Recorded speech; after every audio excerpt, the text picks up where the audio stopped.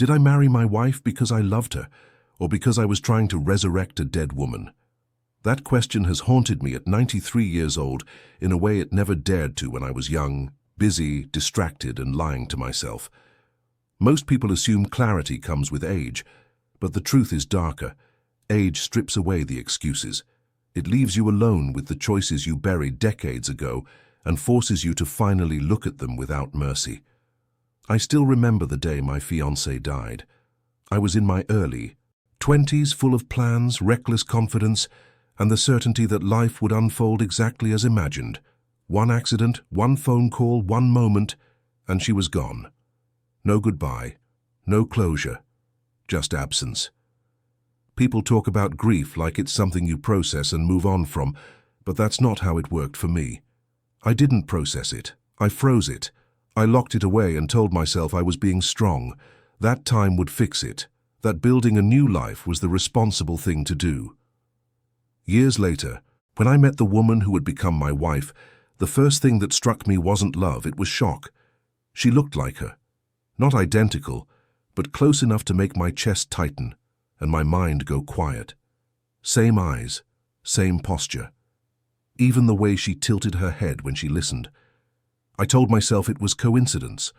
I told myself attraction is mysterious. I told myself this was fate giving me a second chance. What I didn't tell myself was the truth. I felt safe because the pain felt familiar.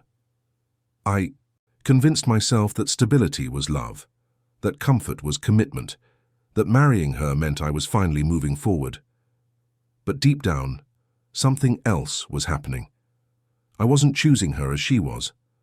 I was choosing what she represented, a continuation, a replacement, a way to keep a ghost alive without admitting it. That realization didn't come all at once.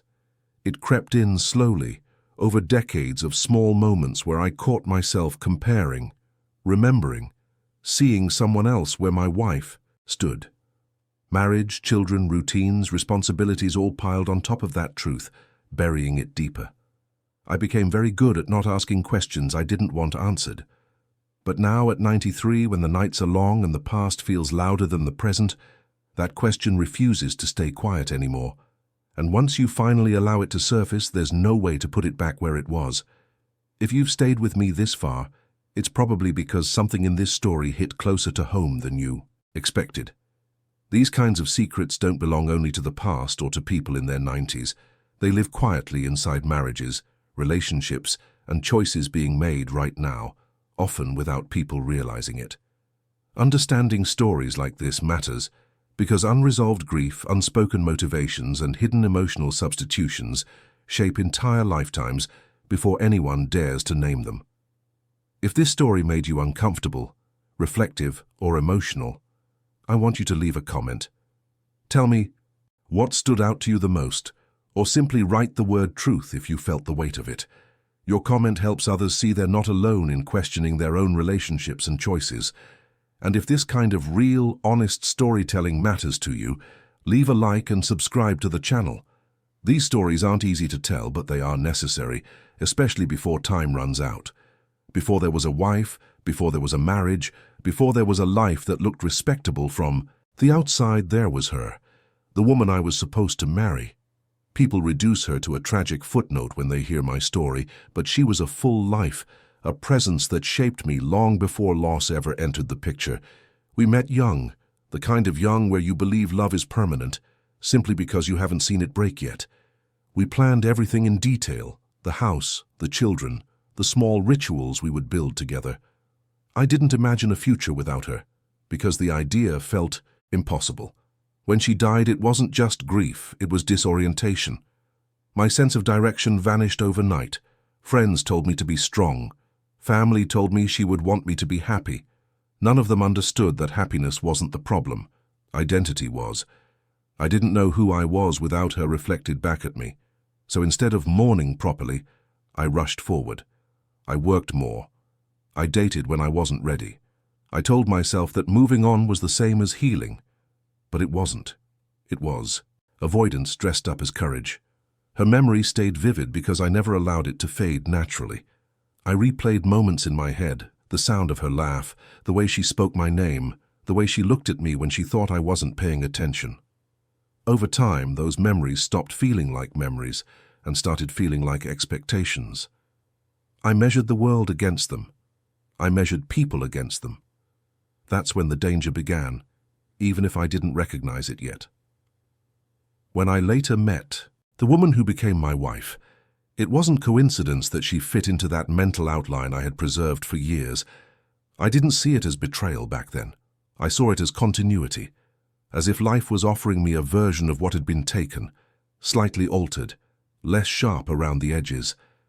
What I didn't consider was how unfair that was to both of us, to my late fiancée, whose memory I was distorting, and to my wife, who was being quietly compared to a ghost she never knew existed. Loss, when left unresolved, doesn't disappear. It waits. It reshapes your decisions, disguises itself as practicality, and slips into the foundation of your life without asking permission. Looking back now, I see that everything that followed was built on that unprocessed grief. And once a life is built that way, undoing it is not as simple as admitting the truth to yourself. Have you ever met someone and felt an instant pull that didn't feel romantic, but unsettlingly recognizable? That's what happened the first time I sat across from the woman who would become my wife. There was no rush of excitement, no racing heart, no sense of discovery. Instead, there was a strange calm, almost like stepping back into a room I hadn't entered in years, but somehow still knew by heart. At the time, I mistook that feeling for destiny. Now I understand it was something else entirely. I noticed the similarities immediately, even though I tried not to. The shape of her smile, the way her eyes narrowed slightly when she was thinking. Even the cadence of her voice triggered memories I hadn't consciously revisited in years. It wasn't that she was identical to my late fiancée, but she fit into the emotional outline I had preserved so carefully. And instead of questioning why that comfort felt so immediate, I leaned into it. Familiarity felt safer than uncertainty. After loss, safety can be seductive. Our conversations were easy, but not electric. I didn't feel challenged or transformed. I felt settled, grounded, as if I had slipped back into a version of life that had been interrupted rather than ended. I told myself this was what mature love looked like. That passion was for the young and reckless, and that real marriage was about companionship, stability, and shared routines. Those ideas weren't wrong on their own. What was wrong was the reason I clung to them so desperately. There were moments early on when a quiet voice inside me tried to speak up, small flashes of discomfort when she laughed in a way that reminded me too much of someone else, or when I caught myself mentally replacing her name with another. Each time I pushed the thought away. I told myself everyone compares without meaning to. I told myself I was overthinking. I told myself that the past was behind me. The truth was, I was using her presence to keep the past alive without having to confront it directly. Choosing her felt easier than choosing uncertainty, and at that stage of my life, ease felt like wisdom. I didn't realize that comfort built on avoidance doesn't stay comfortable forever. It just delays the reckoning. The decision to move forward felt logical, responsible, even kind. But beneath that reasoning was a fear I never admitted out loud. I was terrified of facing life without the shadow of the woman I lost. And that fear quietly guided me into a marriage that began with honesty about everything except the most important thing. Marriage has a way of normalizing things you never meant to normalize. What begins as a quiet omission slowly turns into a structure, then a routine, then an entire life that feels too heavy to question.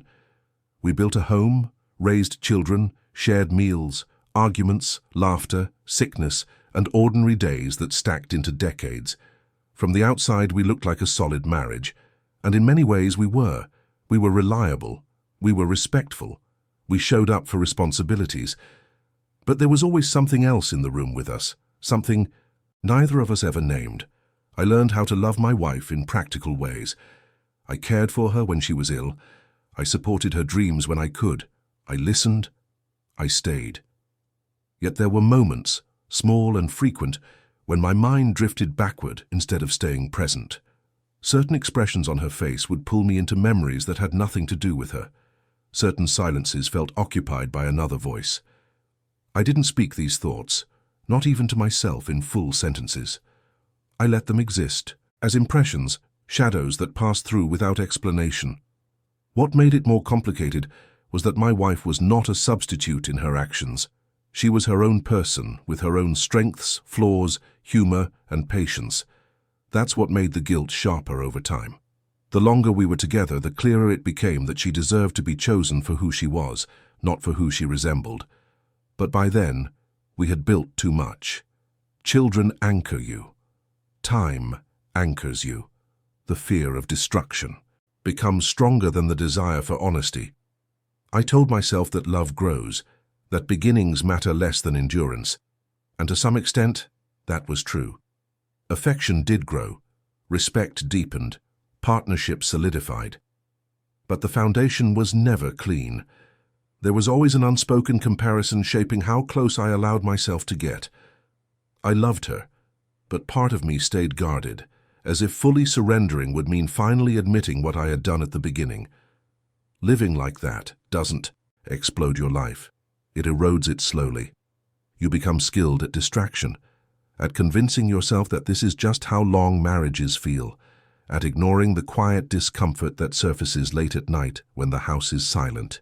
Years pass, faces age, opportunities to speak feel increasingly dangerous, and one day you realize you've spent most of your life managing a secret instead of living freely inside your own story. Guilt doesn't always arrive loudly. Sometimes it settles in so gently that you mistake it for normal aging, for fatigue, for the weight of responsibility. For me, guilt became a background noise, something I carried without examining too closely. I wasn't cruel to my wife.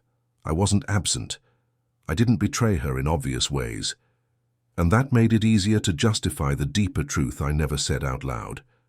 I told myself that intentions mattered less than actions, that as long as I stayed and provided and cared, the reasons behind my choice didn't matter anymore.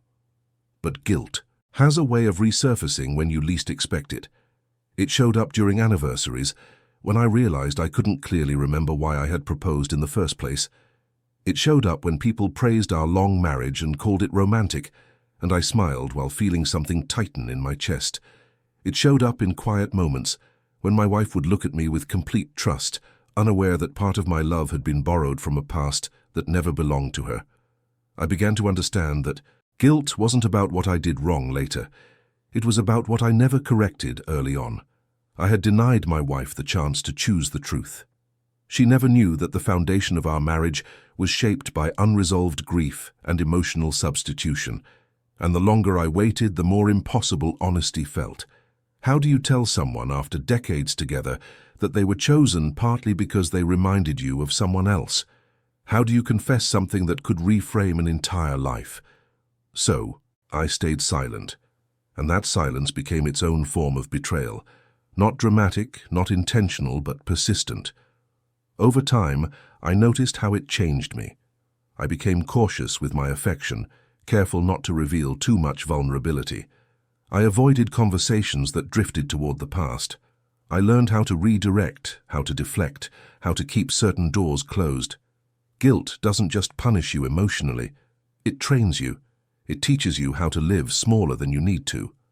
Now, looking back, I see that loving someone for the wrong reason doesn't mean you don't love them at all. It means your love is always divided. Part of it belongs to the present. Part of it is trapped in a moment that never moved forward. And living like that costs you more than you realize. Especially when time starts to run out and you understand that some truths don't disappear just because you avoided saying them. There is a cruel clarity that comes late in life, when memory sharpens instead of fading. For me, it arrived quietly, not through an argument or a confession, but through a moment so ordinary it almost slipped past me. My wife was telling a story from her youth, laughing at something small and insignificant, and she looked at me the way she always had, trusting, open, certain of who she was to me. And suddenly it hit me with terrifying force. She had lived her entire adult life believing she was fully seen, fully chosen, without ever knowing the truth behind my first yes. I realized then that my silence hadn't just protected me. It had shaped her reality. Every look she interpreted as love, every quiet moment she believed was intimacy, every long year she assumed we were sharing the same emotional ground, all of it rested on an assumption that wasn't entirely true. She never knew that sometimes when I looked at her, I wasn't fully present, that my eyes occasionally traced features that belonged to someone else. That memory sometimes stood between us like glass. What disturbed me most wasn't the past anymore. It was the imbalance. I had lived with the full knowledge of my inner world, my grief, my substitutions, my compromises. She had lived without any of that context. She loved me honestly, without reservation, without comparison. And I had accepted that love while holding something back that could have changed everything for her if she'd known. That realization felt heavier than guilt. It felt like theft, not of affection, but of informed choice. There were moments I considered telling her, dozens of them over the years, late at night, during illnesses, after funerals. Each time, fear won. Fear of breaking her. Fear of destroying the only stability we both had left. Fear of being seen as cruel rather than confused, selfish rather than broken.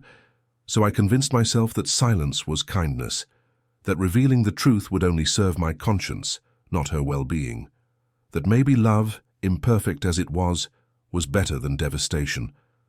But age has a way of stripping away those justifications. When you understand there is no long future left to repair things, you're forced to confront what your presence has cost someone else.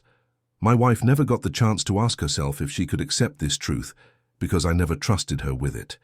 And that, more than anything, is what I now question when I think about love, honesty, and the stories we quietly rewrite for the people closest to us. At 93 years old, there are no illusions left to protect. Time has stripped everything down to its essentials, and what remains is not anger or self-pity, but a quiet reckoning. I've had decades to ask myself whether a marriage built on an unspoken truth is still a real marriage, whether love that grows after a lie can ever fully escape the shadow of its beginning. I don't have simple answers, only honest observations shaped by a lifetime of living with the consequences. What I learned too late is that relationships don't collapse only from cruelty or betrayal. Sometimes they bend permanently under the weight of silence. My wife and I shared real moments: laughter, loss, sacrifice, partnership. None of that was fake, but it was incomplete. Love, I've come to understand, isn't just about staying, it's about choosing someone with clarity. And clarity was the one thing I denied both of us at the start. I don't tell this story to paint myself as a villain or to rewrite my wife as a victim. Life is rarely that clean. People make choices while wounded, frightened, and trying to survive emotionally. That doesn't excuse them, but it explains them. I was a young man who never finished grieving and an older man who never finished telling the truth. Those two versions of me built a life together without ever fully speaking to each other. If there is any lesson in this, it's not about perfection. It's about honesty, while there is still time to do something with it. Secrets don't age well. They don't shrink. They wait. And one day when there's no future left to protect, they surface anyway, demanding to be acknowledged. I've learned that reconciliation isn't always about fixing what's broken. Sometimes it's about finally naming it and accepting what cannot be undone. If this story made you reflect on your own relationships, leave a comment and write the word honesty, or share a thought you haven't said out loud before. If you made it all the way to the end of this story, thank you for staying with something that isn't easy to hear or easy to sit with. Stories like this only matter if they reach people who are willing to reflect, not just listen. If you're still here, I invite you to subscribe to the channel because these are the kinds of real, uncomfortable human stories we continue to tell. Leave a like if this story held your attention until the very last moment. And in the comments, write the word honesty if you believe truth matters even when it comes late, or share one sentence about something you've never said out loud but felt while listening. Your comment helps others feel less alone. Now stay here and watch the next video appearing on your screen. It continues this journey into real-life stories, love, regret, and the truths people only admit when time is almost gone.